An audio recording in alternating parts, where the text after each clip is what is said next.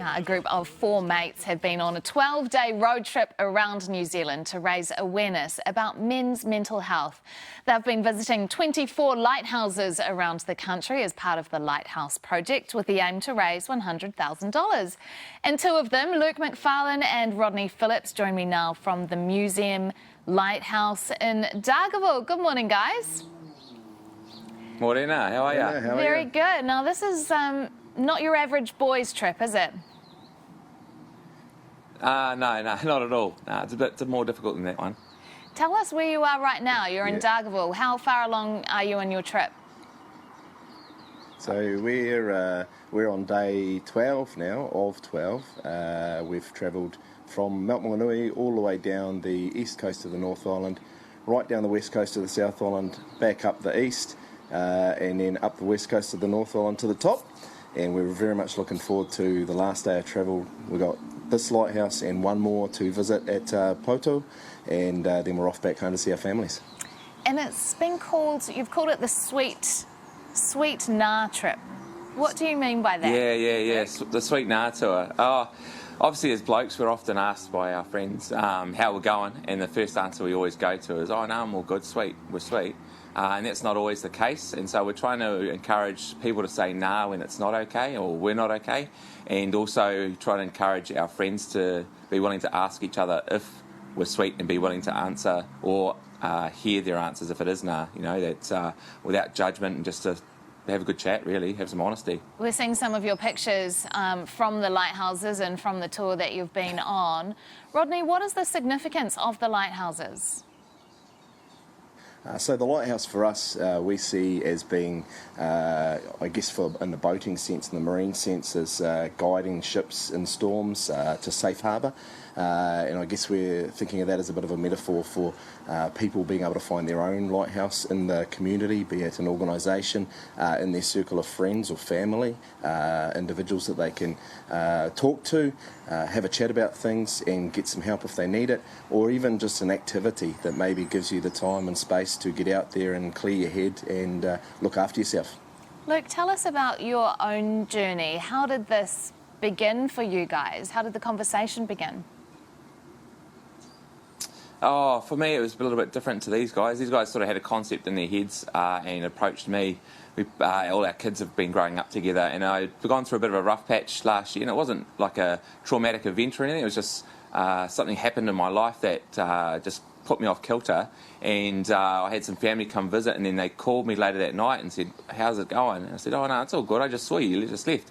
And he's like, no, I know things aren't okay, so what's going on?" And it took that moment for me to sort of snap out of it and really recognise that I wasn't okay sometimes, and I probably needed to do something about it because I wasn't being the dad that I wanted to be, so I needed to change. And so I jumped on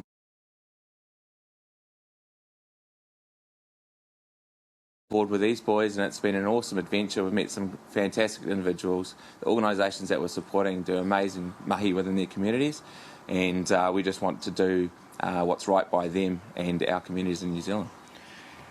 Luke, it's interesting hearing you say that, because it's almost like with guys, they pretend it's not happening. Like if you acknowledge it, then it's a problem. So you just ignore it and you keep going on about your business. Was that how it was for you?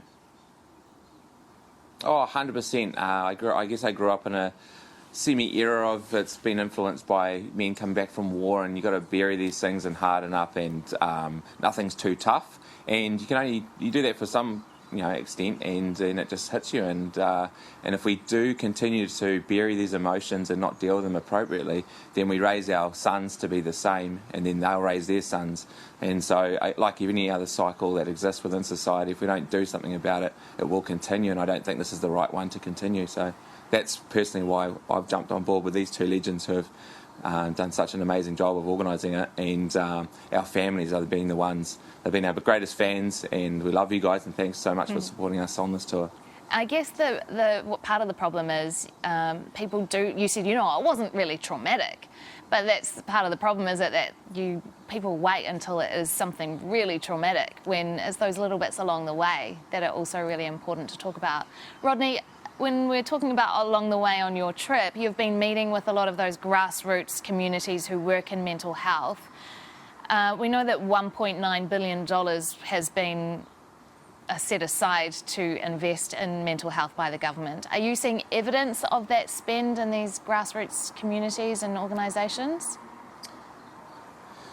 So I don't know too much about the exact distribution of the funds from the government, but what we are seeing and talking to these people around the communities is some of them have, I guess, medium-sized, you'd call, operating budgets, and they are able to access some sorts of funding, while others that we're dealing with are really just bare bones, grassroots, just trying to establish something in their communities and basically paying for it out of their own pocket.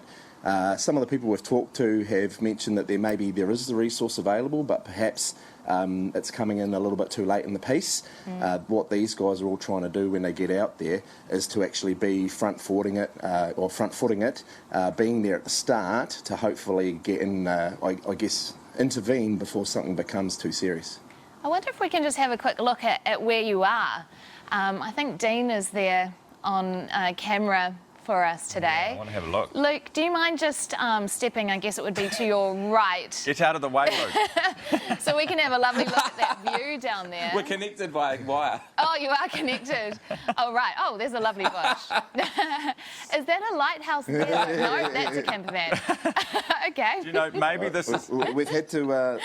we've had to set up under the cover this morning because the weather's a little bit dim. We've been quite lucky through the trip with the weather, but we have had some horrendous stuff, and this is not too bad. Unfortunately, this morning, this is what you get. It does look a bit grey there behind you. Maybe there's a trick in this, though. If we tied best mates together for extended periods, they would have to talk to one another, Luke. Oh, yeah, there's been some honesty, I'll tell you that much for free. We've been quite close together in the camper for the last couple of weeks, so we've had some good chats ourselves and really learned a little bit more about each other along the way. I bet you do. There's a lot you learn when you're camper vanning with somebody, isn't there? Luke McFarlane and Rodney Phillips, the Lighthouse Project co-founders. Good on you guys, and enjoy the rest of your tour. Good on you. I think they're great for doing what they're doing. 8 minutes away from 8 o'clock now. Why is it that men have this problem but not women? Why is it that women talk about their feelings but men don't? You know, I always wonder that. It's got to be the way that we're raised, I suppose.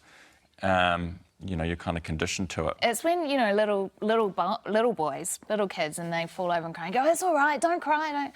You know, I try and be really mindful of when my boy's crying to go, it's okay, you can be sad, you can cry. But it's not the norm for little boys, is it? Bernie, what do you reckon? I'm still thinking camper van trip, team bonding, we should do it. Everything is a team bonding opportunity for Bernadine Olive Kirby. Why not? No, we look. We could chat. Do you know, I'm open to it. We could chat and talk, and you could express your feelings, and I could just turn the radio on. No. It would be quite the show, wouldn't it, from a camper van?